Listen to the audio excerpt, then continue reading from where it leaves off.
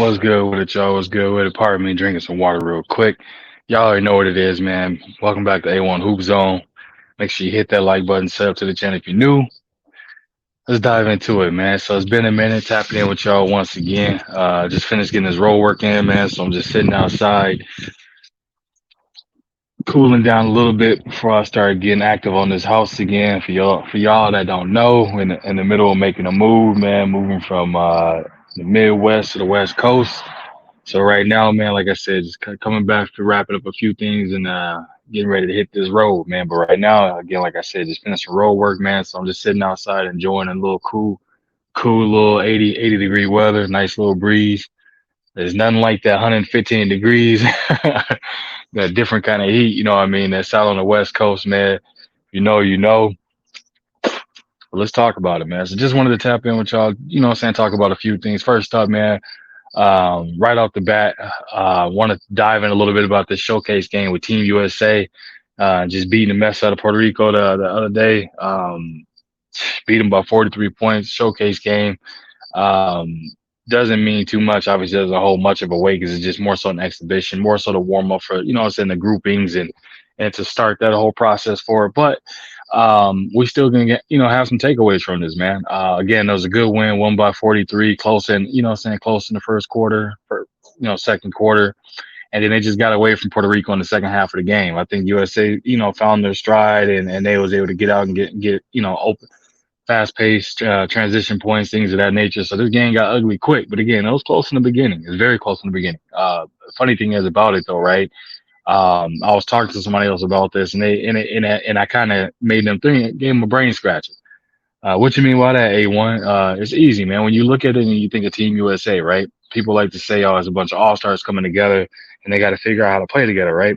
In reality, if you look at like the last few Team USA's, hell, you can even go back to the Dream Team on four. You look at the players, right? There's always one or two true out. I wouldn't say, no, you don't want to say alphas, but you have the two that's at the top of the game and they know who they are. Prime example of that, Dream Team, right? You got Jordan, Larry, and Magic. But in reality, as far as like the big three is the biggest names, Team USA leaned on who heavily the most? They leaned on Jordan and they leaned on Scotty. Two-headed monster. You know what I'm saying? They was two of the guards is at the top of their prime or at the top of the game. People looked at them as being pretty much the top two best guards in the league. You know what I mean? A deadly 1-2 punch. A lot of people don't think about that. You go to the next segment of it. Obviously, there was a lull where, you know, USA kind of they had the team where you had a bunch of players that ain't meant to play like Team USA basketball. I think that was back in the AI, the early bronze, and then when and they won the bronze, I think it was a bronze. They left it there, kind of thing. And then you had the Redeem team. Obviously, you brought Cole on board. You had Braun, you had KD, you had all them guys that was there. You know what I'm saying? Prime Dwight, Chris Bosh, yeah, you know, Jason Kidd. You had all these guys that did what? They understood team ball. They was willing to sacrifice. But when it boiled down to it, who was the two biggest names and who was the two biggest stars in the league that shined brightest when that time came? It was Braun and it was Cole. And people like you know, you start to slowly think about it. Next team after that, who'd you have? You had LeBron, you had KD. And it's like you just gotta think about these Olympics for it, man. The way it plays out is, of course, you have a team of stars or you have a team of players that on their team, obviously they're probably the number one option, things of that nature. But when they come together on a Team USA type thing, man, what do? They fall into a role of understanding who the two most dynamic scorers or who are the two most, you know what I'm saying, leaders or in the prime of for their positions or in the league. So right now, what are we seeing from this team? This Team USA team, you know, you got an Anthony Edwards, and this is just my opinion, obviously.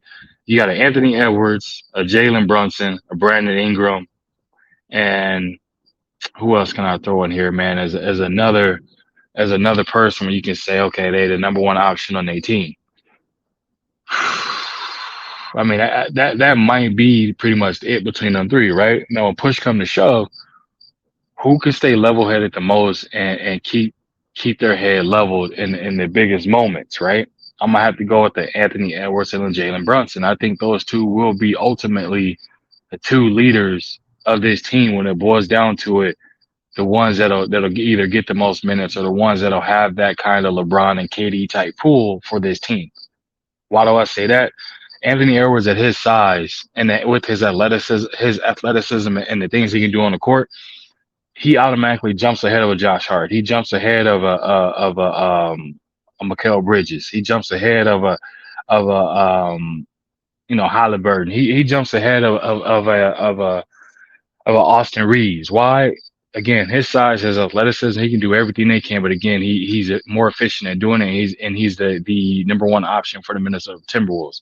When you look at the rest of those guys, they're not. Austin Reeves, we all know he plays with the Lakers. He's not a number one option. When you look at Mikal Bridges, he's not a number one option for the Nets. I mean, that team is still coming together. No hate or slight or anything, or no disrespect, no slight to any of these players, man. But when it boils down to it, it's just these are just the facts. Is that he is the number one option for the Wolves. The rest of those guys, maybe number two option at the very best, if not, top five option, somewhere right around there, right? Jalen Brunson for the Knicks, he's the number one option for them. That's why the Knicks went out and dropped over 100 million to pull him away from the Mavs and put a Knicks jersey on him because they realized they needed a point guard. They saw what he was able to bring to the table for the Dallas Mavericks, what he meant to Luka Doncic, and the type of player he was. And we got to see that last year in the playoffs, man. When it shined through. When they needed him most, he gave him a bucket. When they needed him on a defensive end, he took charges. He did everything he could. He just didn't have the necessary people there to be able to help him kind of, what I'm saying, push and win that series out. But the New York faithful are happy that they spent the money they spent and they're getting the production they're getting from him. I can tell you that much. You won't find a Knicks fan that's gonna say, "Oh, I wish we didn't have Jalen Brunson," because he showed up and showed out for them. You know what I mean? So, and again, why am I going into this? Because I'm just breaking down the USA teams of how it always is a dynamic too within the USA team that's filled with all stars. Obviously, players that can get it done on both ends of the court, or players again that's the number one option for their team. But for me, I think for this team going forward, for them to be successful, it's definitely going to hinge on the shoulders of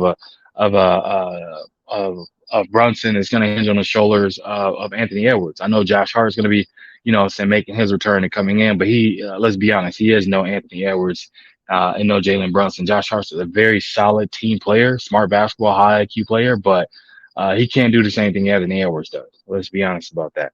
But I also think, what I'm saying, it's going to also hinge a lot on Brandon Ingram, too. They're going to need him to go out there and play level headed. They don't need a hot headed Brandon Ingram. They don't need an emotional Brandon Ingram. They need that Ingram that's out there putting up buckets and playing both ends of the floor with intensity and emotion, but it's under control. Being at his size, his ability to score the ball, and then on the defensive end too, help side defender, that length as well. Bi can be a problem. It's just a matter of what I'm saying here that getting it right there first and putting that into motion to be able to see the production on the court. So I think they have another good matchup. What is it? The 12th or the 13th against Slovenia, and then I think right after that, the next day actually they're playing Spain. So we're gonna get a real good feel of what this USA team is. You know what I mean? As young as it is, we're gonna get a good feel of it. I mean, they have a savvy vet out there, and Bobby Portis.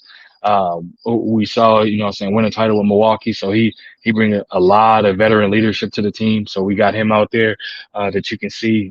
And again, this team, you have a mixture of guys they're young, maybe coming into their prime, and then you have a Paolo, Panchero that's obviously second year in the league, but has plenty of size and energy, and he's learning on the fly, and this is a good learning experience for him too. So again, a lot of key takeaways. Why do I say that?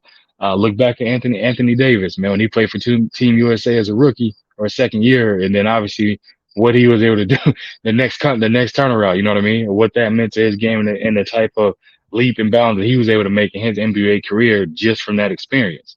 So again, it bodes well for Pialo for sure, man. So can't wait to see how his takeaway for that. But again, I can't wait to see this team match up against these older veteran teams that's been, what I'm saying, a lot of these players, man, Spain, I mean, them players been together since they was like 14 years old playing against grown men. You know what I mean? Like Ricky Rubio, a prime example.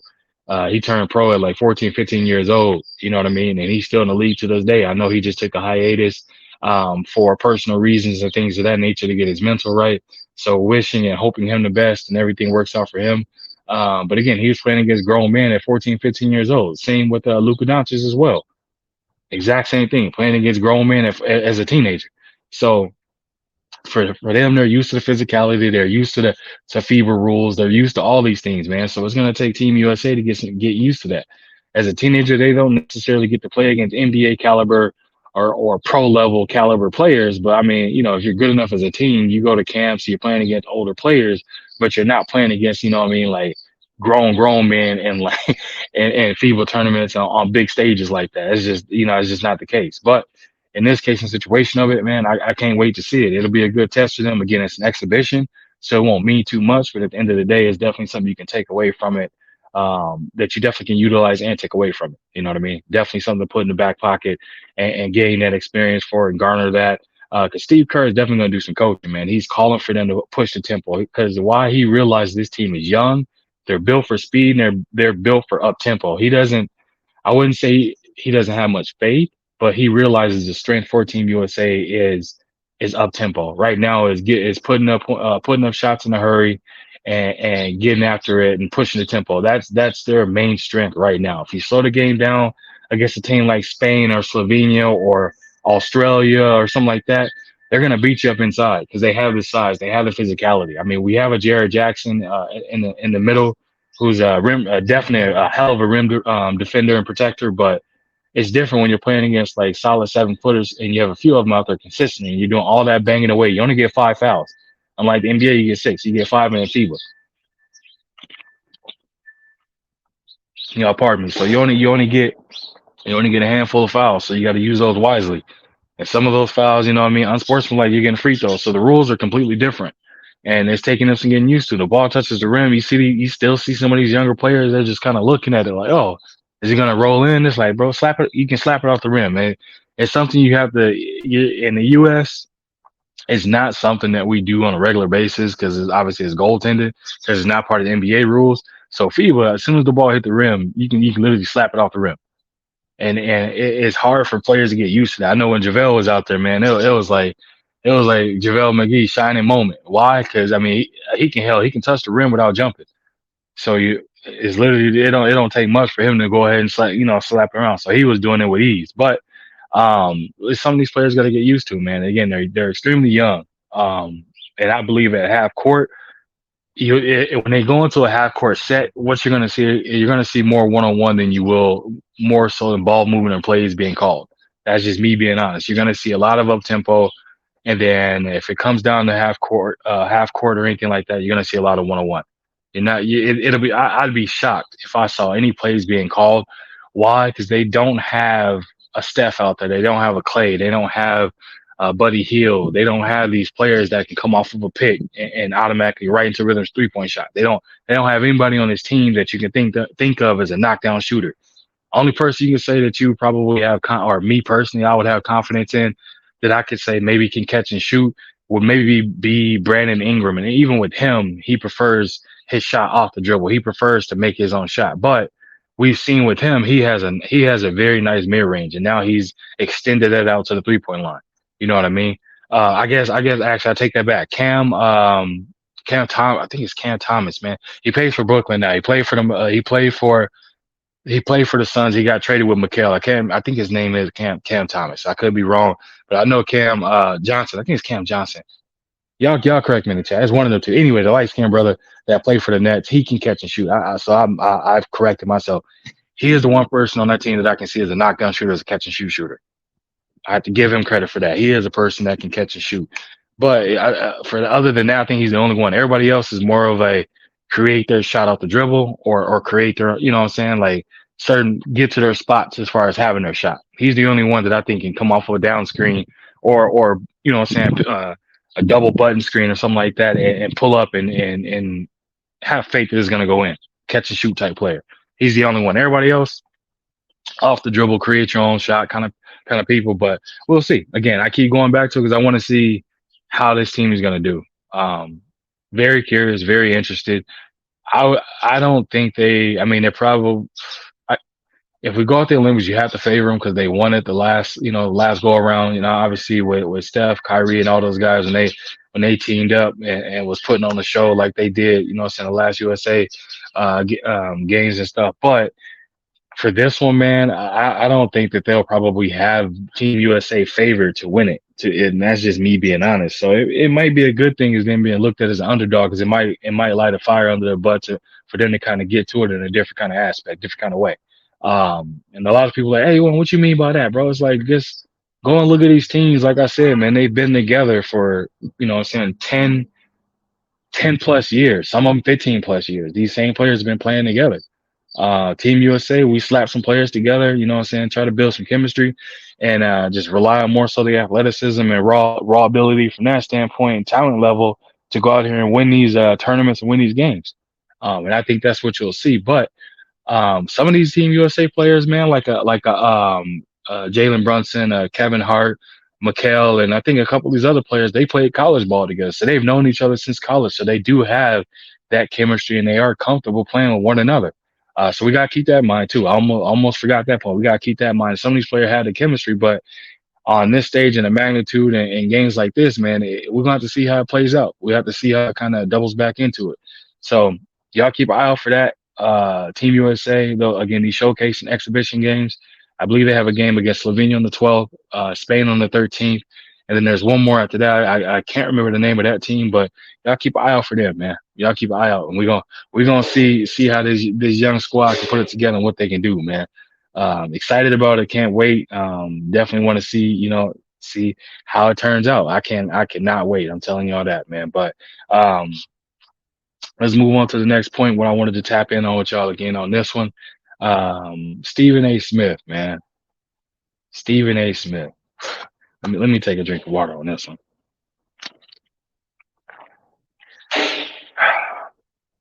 Where do we begin? Well, I'll keep it basketball for now. I'll go basketball for now on this one. So Stephen A. Smith, right?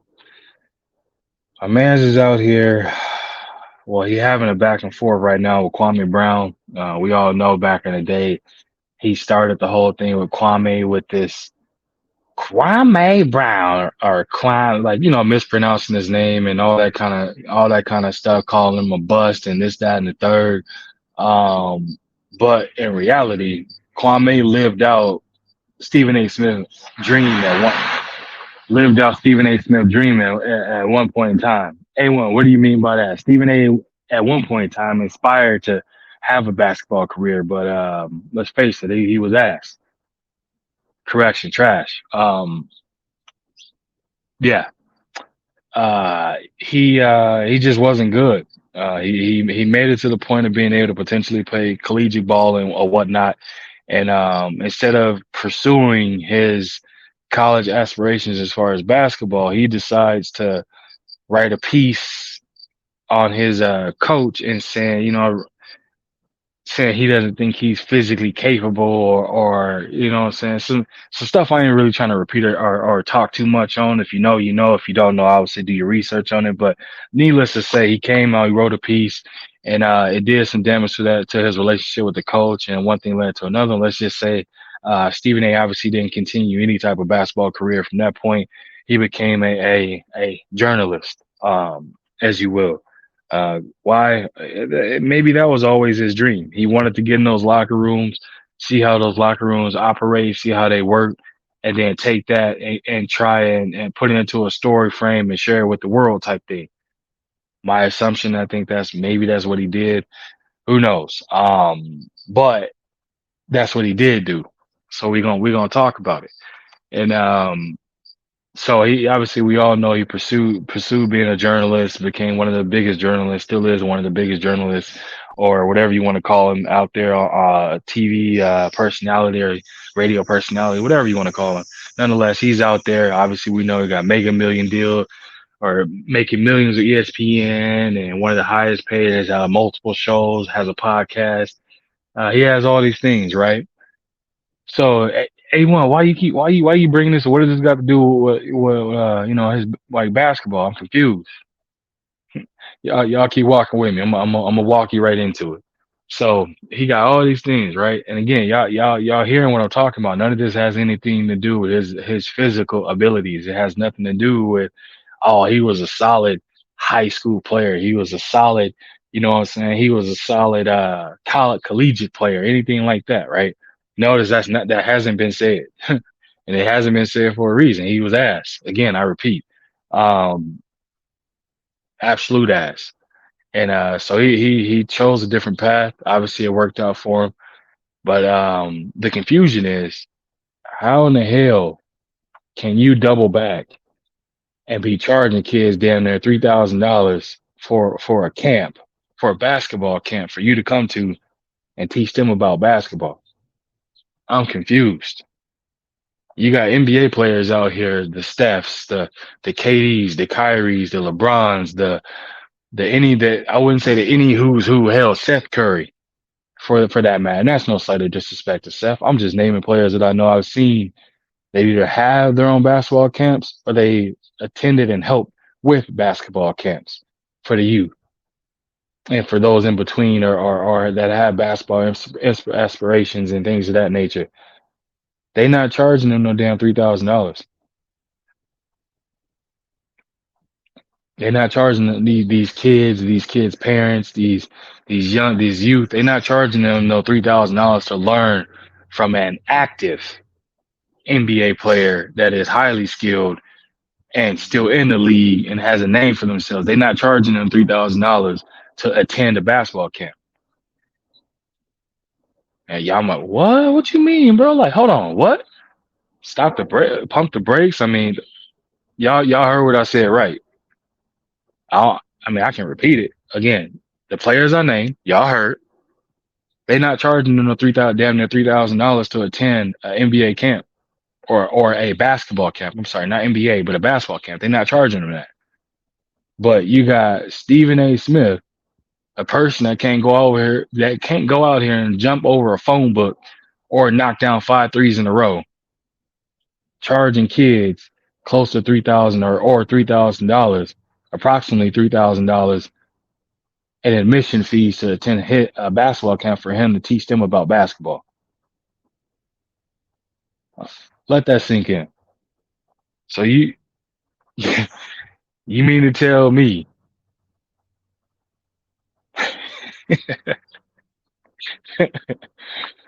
you mean to tell me you're gonna play a blind person?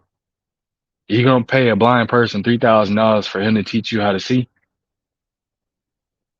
to teach you how to look at the artwork? That again, that's no slight of disrespect to any blind individuals. I'm just using a reference of somehow I say the two just don't tie together. Stephen A. Smith teaching a basketball camp does not tie together at all. Not one damn bit. If you want to teach any kind of camp, you want to give any kind of advice, you want to offer your insight, you want to offer your knowledge, you want to give the youth the direction and the instructions on how to tap into the analyst world, the journalist field, the TV personality, radio personality. Can't nobody tell you nothing why you are successful at it. We give you that and we say that. Can't nobody deny that. But when it comes to this here, putting the ball in the hoop, ain't no way in hell you should be doing that. No way in hell. And shit, and that's why I use the analysis. You gonna pay a blind person to teach you how to see the art that's on the wall. Make that make sense. You gonna pay a blind person to tell you, hey, what to tell you what colors you see on the wall when your vision is 20/20. Make that make sense. So how the hell is it that he can charge that and try and teach something that he not a profession that's not his professional sport. He may cover it, but he also covers football. He tries to cover boxing, tries to cover UFC. He ventures out to these other things to try, but in reality, he's a TV personality. He's a journalist. What the hell can he teach you from a physicality standpoint and a skill standpoint about the sport of basketball? Sure, you can be in the locker rooms. You can talk to these great minds about strategies, about things they can do, about how they can do this and that. You can talk to them about that stuff, sure. But when it comes down to you actually showing me how do I how do I run off of it on a down screen so my feet are in position to catch and shoot? How do I come off it this way so I'm already in my shooter's pocket or I'm already going in all in one motion how to pull up? What's the triple threat position? How do I jab this way? How do I read a defender if I got him angled this way, knowing this is the weak point? How do I, if I give a crossover here to get in the bite, if I get here? You? Hell no. You're not teaching any of that. You're not. I'm sorry. You're not teaching that. Why? Because you haven't done it at the highest level to teach somebody else that. Me, myself, I could go out and find elementary player, a middle school player, even hell, some high school players, and show them the things that I know and understanding to the best of my knowledge and the IQ I have and understanding of basketball because I've competed against professional athletes. I didn't go professional, I competed against them. But at the same time, in competing, I'm watching the game from a different aspect of it. Of okay, how did he pivot and get here? How did that footwork mean to get him here? You know what I mean? Like how did he jab step to get the defender to bite or get him to bite on this because you're setting up another move that's 3 steps away. You know what I mean? These are things that I have taught younger people while at the same time learning additional stuff myself. So it's like I ain't charging nobody that, but I'm confused at how a person that don't look like they have a lick of athleticism, a lick of it, is charging the youth $3,000 or approximately $3,000 to attend a basketball camp for him. And he told Kwame, don't be, you know what I'm saying, why you speaking on my money or you speaking on this and that. Y'all, pardon me again. I'm thirsty. Just finished my roll working, so I'm making sure I stay hydrated. So you tell Kwame, why you speaking on my money? Why you worried about this, and that, right? So you tell Kwame these things because he's bringing up something that is a true head scratcher as far as like, yeah, why the hell is Stephen A charging approximately $3,000 for a student to attend a basketball, like for the youth to attend a basketball camp, and he not a goddamn professional athlete? Well, Stephen A, look at it this way: your words hold weight in the world of being a TV personality, a journalist, everything else. You make the money you make, so some people might listen to you. Some either whether it be GMs, owners of teams, or whomever the case, they might listen to you. They might be like, "Oh yeah, Stephen A bring up a good point by saying this person is a bust and bringing up nothing but bad things about a player." So then that way you create a narrative and paint the picture that this person is a bust. He may not deserve a 5 year, $100 million contract. Oh, he may not deserve a 3 year, 70 something $1 million contract, or he might not deserve this because you don't realize that yo your words hold weight, or your words is power to some ears that want to listen, or some ears that want to listen because they trying to conserve money on their end. They trying to make sure that they do what's in the best interest of their business, their organization, or for their team, which is always 99.9% of the case is they bottom dollar. So when you out here calling people a bust or saying they a bum or saying they this and that, you indirectly are also minimizing that they value as a player, and minimizing they bag as what they can take, what they can bring home to take care of their family. They got families at home. They got people that depend on them. They got mouths to feed. They got to put a roof over their head and food on the table, right? So why is it that you know what I'm saying? You can say these things and think there's no consequence behind it. Why you say these things and think that ain't nobody listening? Let's be real about it. You worried about Kwame saying this about you doing something that again that don't make not a damn lick of sense in the world, but you not paying attention to the own words you heaving out is also, you know what I'm saying, potentially costing these players millions of dollars, which is doing what? Indirectly taking food out of the mouths of their family and food off the table. You know what I mean? And you think, so now since somebody's bringing it to your attention about your gain and your pockets, now all of a sudden it's cry wolf. Now all of a sudden it's an issue. Now all of a sudden it's a why you watching my pockets? Why you worrying about them? Why you worried about my business endeavors? Why you worrying about the camps that I have and this and that? Oh, so now it's woe is me. Now it's you concerned. Now is you have an issue with somebody saying something about somebody regarding somebody's pockets or regarding something like that, right? Y'all let that breathe for a minute. Y'all let that breathe for a minute. And again, pardon me, I'm just cooking. I'm just getting a little water at the same time. I told y'all I just got through getting this roll work in. I had to get this off my mind and off my chest. and I wanted to tap in with y'all. So it's gonna be a long one. So I appreciate you if you stayed tuned this far. Make sure you stay tuned because we gonna continue to cook. Oh yeah, Stephen A. Smith ain't done. He ain't done getting his work. And if he see this video get forwarded on and he feel like he feels some type of way about it, I'm easily reachable. I ain't gonna run, duck, or hide. We can get on the panel. If you feel that you physically have the ability and you want to play, I don't mind putting your ass in the rim. Yeah, I said it. I don't mind. We can put it on TV, YouTube, however you want it. It don't matter to me. More than happy to showcase the difference in our abilities. And even though you at a basketball camp charging people 3 grand, show the people that you can you know what I'm saying. You practice what you preach. Show the people you can do the things that you out here charging people for God knows what that you tell them in these camps that you can do. I ain't ducking it. I ain't ducking no smoke on that. So if you with it, I'm with it. Again, that's it. Just come across and you see it. I'm with it. And in any and all type of aspect, I ain't ducking, I ain't running, I ain't hiding from it at all. But back to this work though. Back to this work.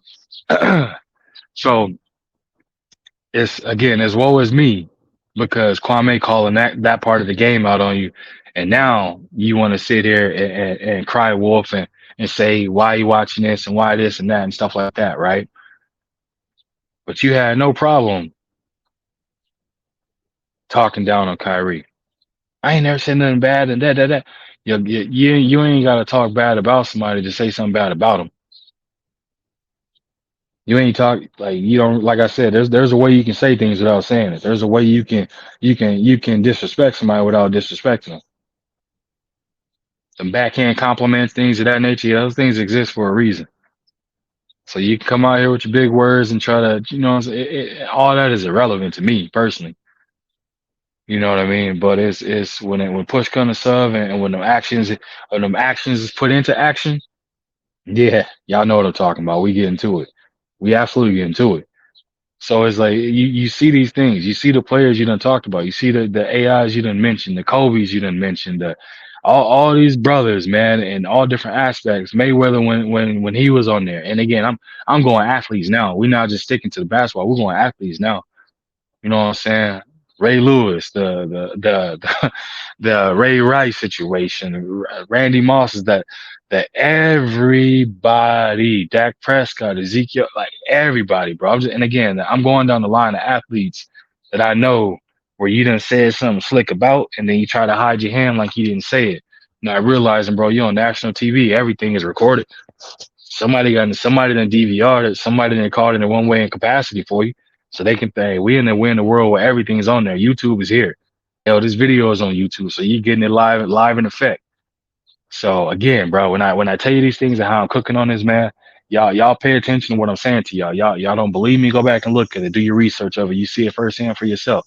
Live and in effect, the fact that this is a person that want to scream pro black until it's time to be pro black. This is a person that you know what I'm saying, got one of the biggest platforms, one of the biggest voices in the radio personalities, things of that nature that could, you know, utilize it for a different kind of aspect of it. But yet he utilizes it after he starts the fire, then he wants to show with the extinguisher type thing. Say, nah, bro, I caught you in 4K, you in HD. You the one with the gasoline pouring it. I saw you pull out the match. I saw you throw it, held him. It got your fingerprints on the lighter. The match didn't work, so you had to use a lighter. So you lit the lighter and you dropped it when you was trying to run back to get the extinguisher. Your fingerprints is on that. Ain't no getting away from that. But what does he do? Oh, I'm here. I'm here in the aftermath. I stand by my. Nah, you gotta be that way from the jump. You got to be that way from the jump. Some of these brothers you talk down and talk bad on, and you don't even realize, and you'll betray the hell out of a relationship if it mean a gain for you, and then you try to act as if you don't understand why the brother turned your back on him. Again, like I said, if you don't know what I'm talking about, do the research, and it's pretty evident. It's pretty evident. He done burn bridges to the ground, and then put dirt over them ashes and try to build a tree on it and act like no one's there. Them roots ain't gonna never grow, bro, because there's still ashes under there. Ain't nothing growing through no ashes. Hello, if you heard me, let me know. Like I said, bro, you you gotta understand, man. You gotta understand when you do the things you do and you move the way you move, bro. It's always consequences, repercussions for it, and there's always gonna be somebody there that's gonna hold you accountable, especially if you're not even trying to hold yourself accountable for it too. And Stephen A is one of the people that ain't doing that, bro. He's not holding himself accountable. He's not one of the people that look at it from the aspect of practice what you preach, but at the same time, in a case in his situation, bro, utilize everything you have and utilize your platform to maximize the ability for others after you to be able to get to where you are and surpass it.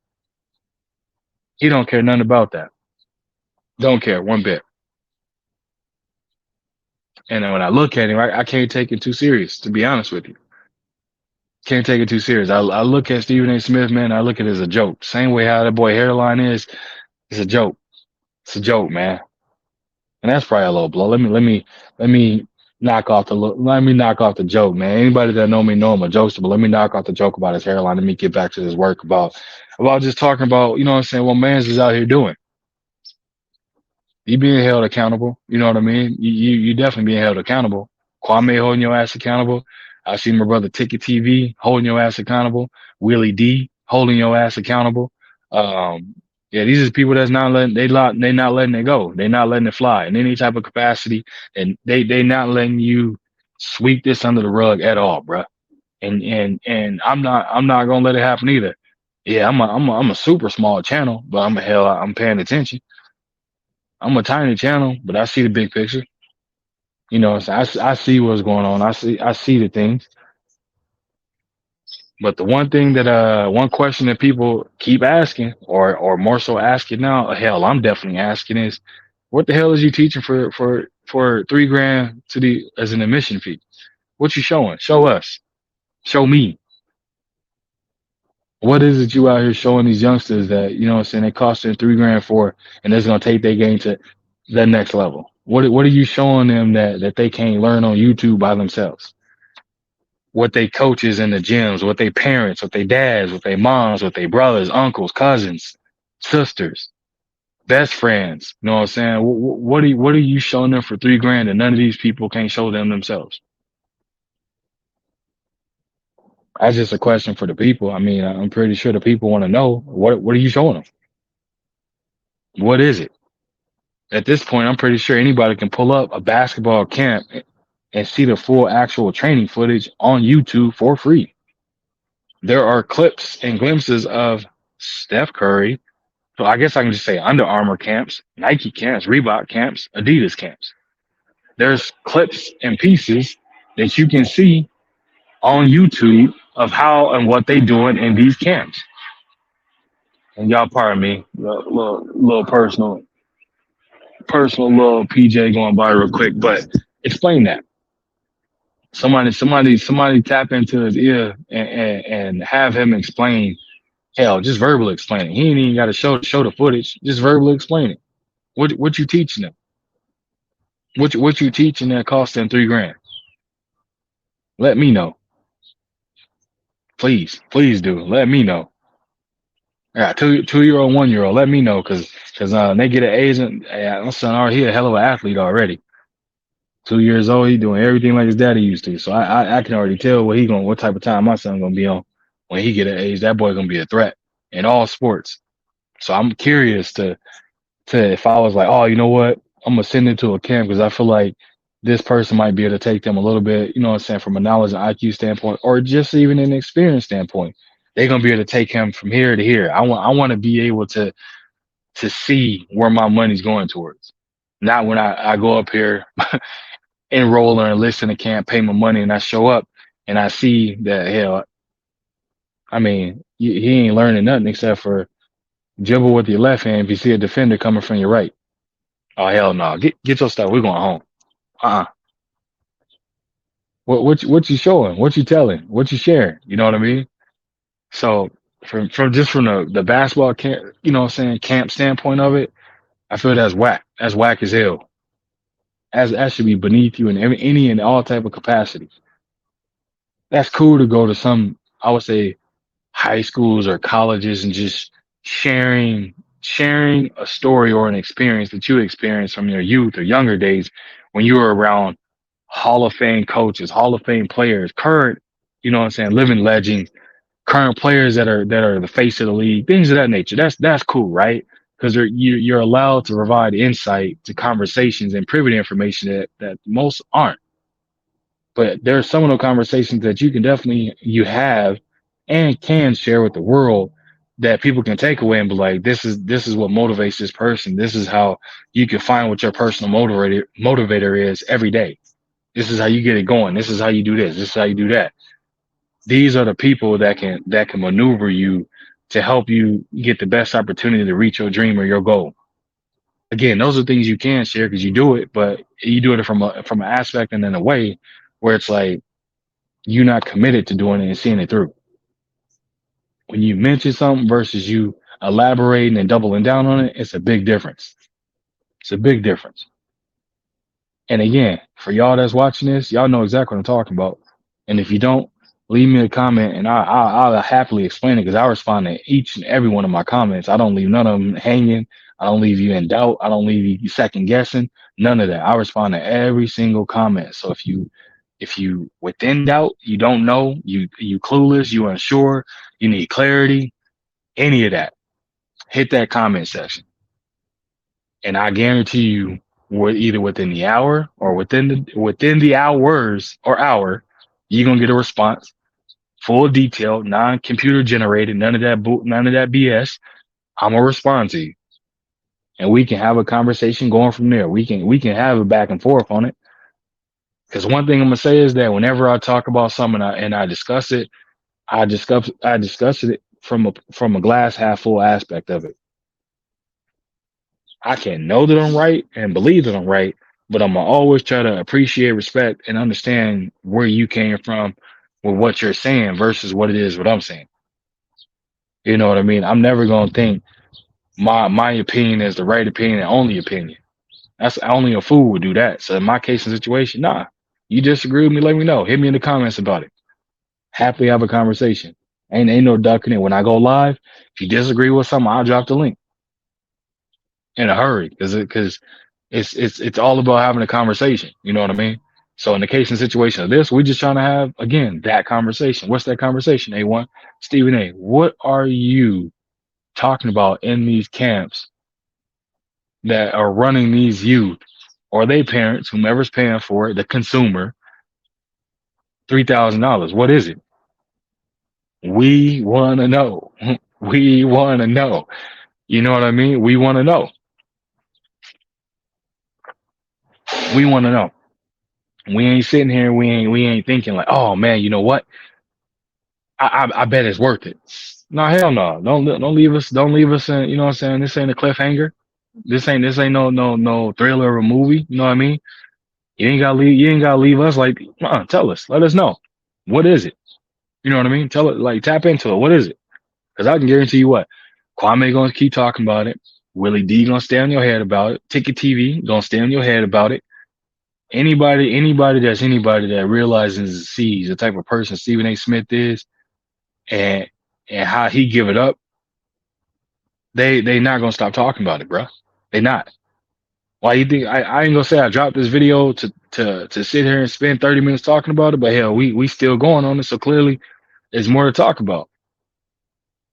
You know what I mean? They gonna say, well, why is Stephen A. Smith's name in your mouth? He ain't even thinking about you. He don't know you. He ain't talking about you. That's cool. It ain't his name being in my mouth. It's his actions as what he did or is doing that's being talked about. Stephen A. Smith is just a person. He in the flesh just like me. He gonna go in the dirt at some point. He gonna expire just like I'm gonna expire. But at the end of the day, nobody is above reproach. Nobody is above. Hey, I got a question. What is this? You know what I mean? Discussing it. Nobody's above that. Neither is he. Neither am I. So in my case and situation, what am I doing? I'm asking a question. You know what I'm saying? I'm just asking a basic, simple question that I doubt we'll get an answer on, unless one of the people one of the youth or people from the camp come out and talk about it, but I'm pretty sure they probably got an NDA, so they might not be able to. So you just never gonna hear about it. Only thing you gonna hear is that hey, Stephen A. Smith charging 3 grand, you know what I'm saying, to have a basketball camp. And I repeat, a person that is he is raccoon ass at basketball, but hey, who am I to judge his talents? Who am I to judge any of that, man? It is what it is when it comes to that. But we not letting up off of it. We want to know. We gotta know what give you the right. What give you that you know what I'm saying. I got the glow. I can go out here and do it all. I can do this. But then when you get called out about it, then you got an issue. But yeah, you call out everybody and anybody about their stuff, and you don't take it back. Well, at least now when it comes to people that look like me, you don't take it back. But we did see how quick when you mentioned, you know what I'm saying, Kim K, that K family. Yeah, we saw how quick you was to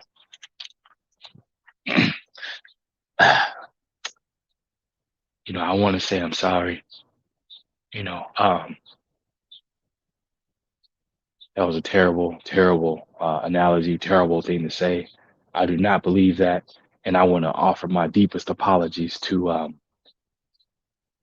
Kim K and the K's. I want to offer my deepest apology because you know where I came from. You know, what I mean, when you were doing this, we had to, and I want to make sure that you guys understand that I sagramally, conference, um, and most humbly, want to give my apologies. So just want to make sure I get.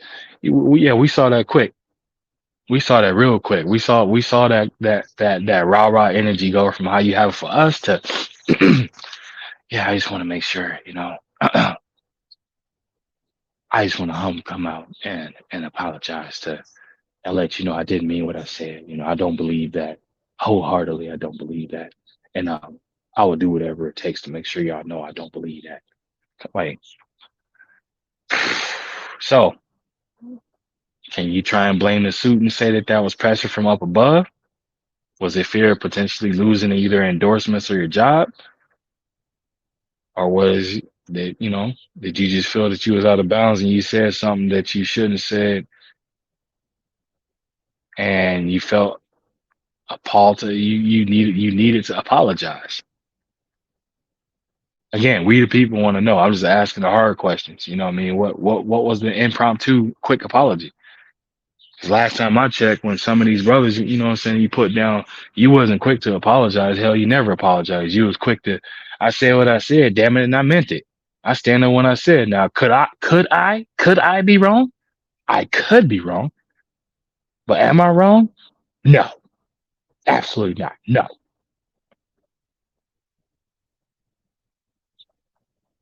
But then the facts come out and you are wrong, and you just sweep that under the rug by something else. A lot of these players, you either have a number or you have a way of getting a hold of these players. And you decide to do what? Jump on the airways and turn it into something else and turn it into more than what it is. That's why KD flames you up. That's why Brown and them kind of look at you sideways. That's why AI is like, nah, I'm good. That's why Cole kept you at arm distance because he understood how to utilize media for marketing and other type of purposes. So he understood all those things. A lot of these players look at it and and obviously, man, it's a brotherhood. So these players talk. A lot of these players talk, man. If somebody hacked the phone of one of these high profile players and didn't believe that there's either text messages or phone calls they didn't have with other players or meetings where they done met up with other players and they talking about these journalists or analysts and whatnot, other players that done did some sucker slimy kind of, trust me, them conversations is had. Believe that. Them conversations is had. They know how to maneuver. They know how to utilize the media now. They know how to understand that this media personality is a snake in the grass. Scratch that. He is a snake with a lot of snakes that's in a yard full of snakes. There ain't no more grass.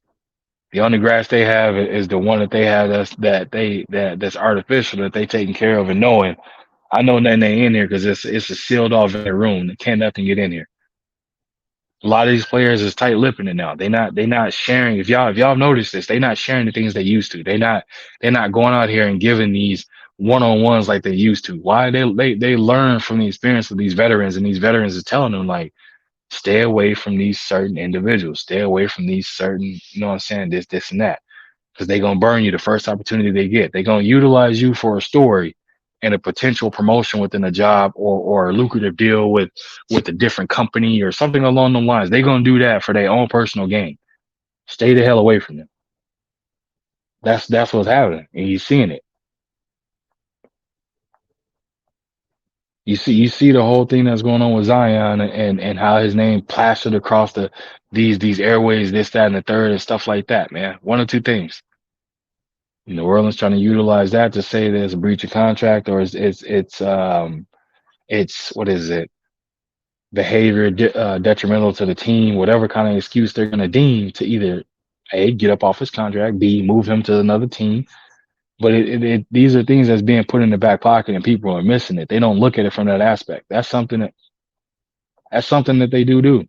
They utilize TV personalities to push a narrative that's gonna help that organization. That happens. That's not a conspiracy. That's not far fetched. If you don't believe me, bruh, go back and look at situations where you've seen a player that either had a decent sized contract or they're a good player, but they wanted them up off the team and they wanted to figure a way to how to do it that didn't make it where it looked bad upon a team, or they didn't, hurt the team's reputation or anything like that. Got countless examples of it. Countless examples.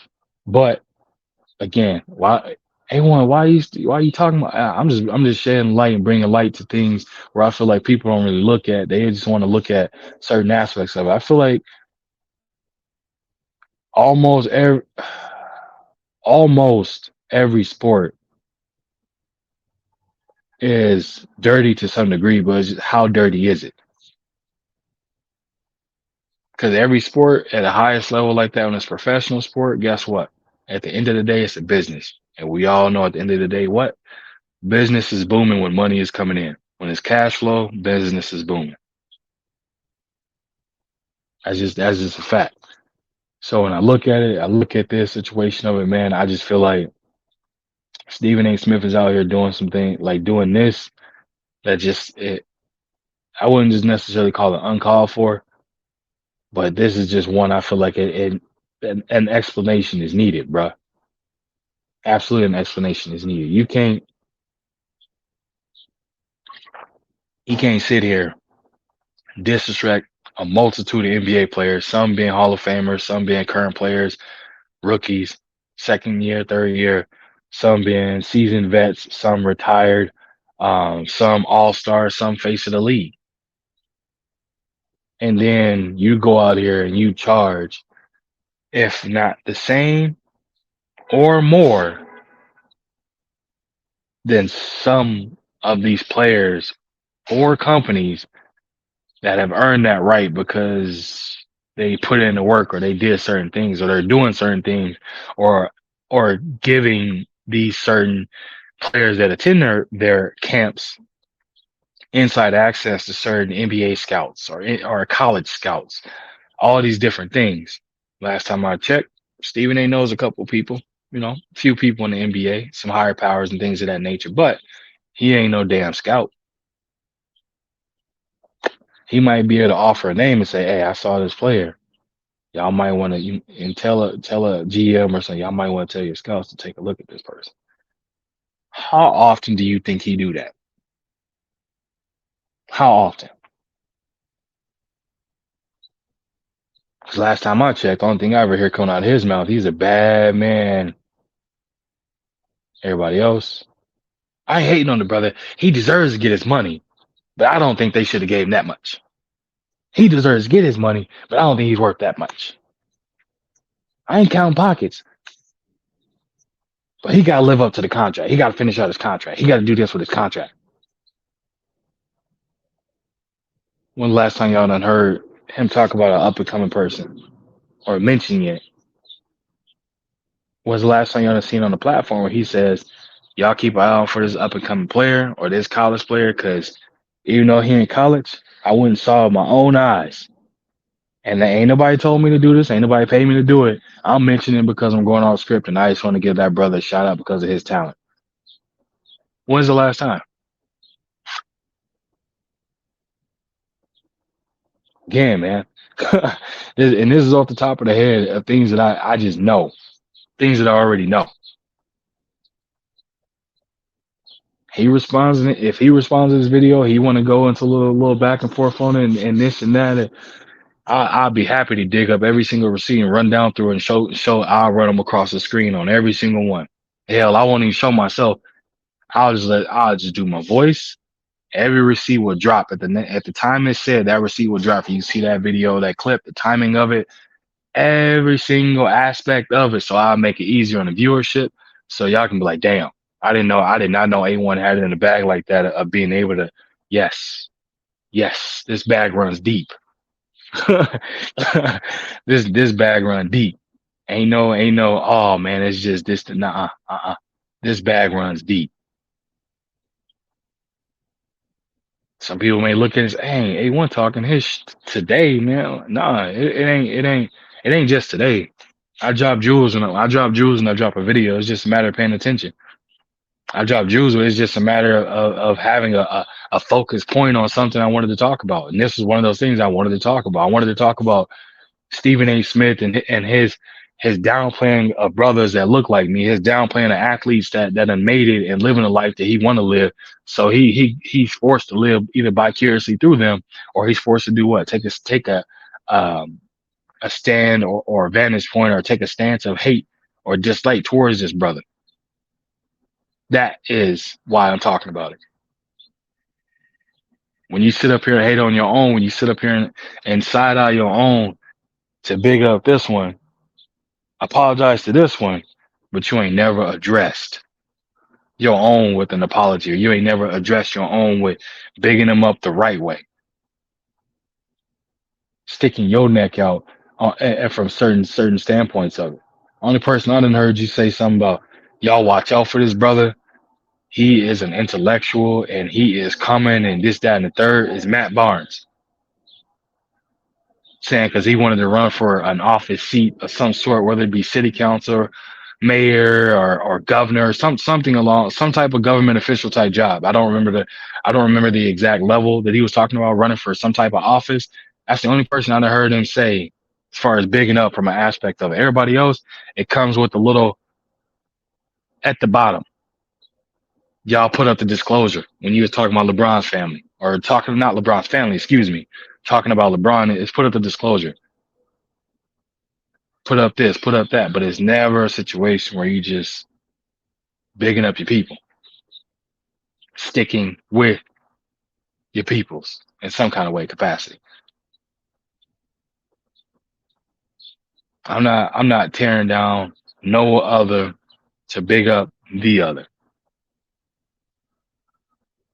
That's all I gotta say for now on Stephen A. Smith to get it right. And shout out to Shannon. Shannon, I feel with Shannon being a now a content creator of his own show on things like that. I feel like with him, he just kind of he leveled up and unlocked a few things. We know Shannon will say some things where it's kind of off the wall. I mean, hey Shannon, what the hell? But at the end of the day, I think Shannon at his core and at his heart is for his people. When it come down to it, if he got to make a decision, he's for his people. And I ain't asking. I'm not saying division or anything like that. I just think when Shannon says something, he wants to say things for the best interest from the for his people aspect of it. And I think he got a big heart. Between the two, I pick Shannon over Stephen A. Smith any day, all day, twice on Sunday. That's just me personally. So back to this, when I say bigging up one to the other, I'm gonna skip over to something completely different sport. I'm gonna talk about boxing just a little bit, then I'm gonna get up out of here, man. I know I held y'all for a long bit. If you've been here this whole time and you're still here and you listening to this whole thing, I appreciate you. And again, I just wanted to tap in, and I'll probably do a live here soon, man. Get some live interaction with everybody. But for now, I had to drop this premiere and get this out to y'all. But for boxing. any and all of y'all that know I'm a boxing fan. I love boxing too, right along with loving basketball as well. Um, love boxing first, and then boxer second. You know, what I mean, my passion is for the sport first, and then boxer second. Same thing with NBA. NBA first, and then team or player second. I love the NBA. I love watching it. I love the competitiveness. I love everything about the NBA. My team, Lakers, player, Kobe. It just is what it is. Do I watch other teams? Hell yeah. Do I say my team's gonna win championship every single year? Hell no. Am I realistic? Yes. When it comes to boxing, I love boxing. Yes. Favorite boxer? One of or my favorite boxer? I go by weight class. Favorite boxer, and we'll just go. We won't be prisoners of the moment, but we'll talk about one of the biggest moments that just happened. And 147 favorite boxer, Earl. Earl Spence Jr., EJ, the big fish, man down, strap season, all that. Boxing first, EJ second at the weight class of 147. What does that mean? Any of y'all that have seen me on the airways and seen how I give it up when it comes to this Bud situation, what do I say? I say what? I say Team Bud and them had a hell of a game plan. They put on a hell of a performance. Shouts out to them. Congratulations. No slight of disrespect to their brother. He put on a hell of a dominating performance. He did what he had to do, and with the opponent that was in there with him. How hard is that to give it up without slighting another brother? I'm not gonna bring up anything else. I'm not gonna bring up everything else that's going on, everything that's being said, this, that, and the third. I just can't wait for the rematch. That's where my energy is. That's where it's at. That's where it's always been. I text my brother BF right when the fight ended, and I was like, "Damn, hell of a same thing I just said. Hell of a game plan, hell of a performance. He went in there and did what he had to do. Um, Shouts out to Team Bud. Congratulations on making history. I'm glad it was one of us. EJ gonna get it back. Sting a little bit to see how it went out. Hell of a fight though. My brother BF said what? Hell of a fight. Because guess what? BFTB stands for what? The best fight, the best. That's what I like to see. So I coincide with it. I text Knockout Boxing 86 TV saying the same thing, saying what? Exact same thing I just said to y'all. And he said, man, went on the airways. I went on KQKC Boxing Network. Repeated the same thing. My brother Southern T Boxing, same thing. G5 underscore Gate, when he dropped his video or his live on it too, what did I say? The exact same thing. 78 Sports TV, same thing. Blue Blood Sports TV, exact same thing. Money Brown TV, same thing. Everything boxing, same thing. Consistency. Saying what? Hell of a game plan, hell of a performance by Team Bud. They executed it to perfection. Shouts out to them. Congratulations. Can't wait for part two. Guess what? I don't even have to say I'm still an EJ fan. It never went nowhere. Never wavered. My fandom ain't changed at all. It was, is, and always will be big fish, strap season, man down. Period. That does not mean I gotta hit on Bud or nobody else to big up EJ in any type of capacity. That's the energy I'm at. That's what I'm rocking on, and that's where I'm at. It's weird to me that I'm seeing a lot of people having they I wouldn't say try to take away from Bud. They belittle him to try and what I mean take. I'm like I don't care about none of that. Not one bit. I do not care, bro. Don't care. Don't care. One bit. I don't care. Cause I rock with who I rock with. That loyalty runs deep. It ain't faked. It ain't none of that. It ain't just random. It ain't pop up this and this and that. It ain't none of that. Two brothers came together, they made history. Now I want to see part two. Period. It ain't that hard, man. And so again, that's no slight or takeaway from Bud at all. If Bud's successful in part two, guess what? The better man won. Congratulations again. And what's next in this historical career you're on? What's next in this Hall of Fame career that you putting together? What's next? That's where I'm at with it. That's where I am. There is no. Y'all pardon me 1 second, man. I don't want this to be loud in y'all ears. Got recycling man over here picking up stuff.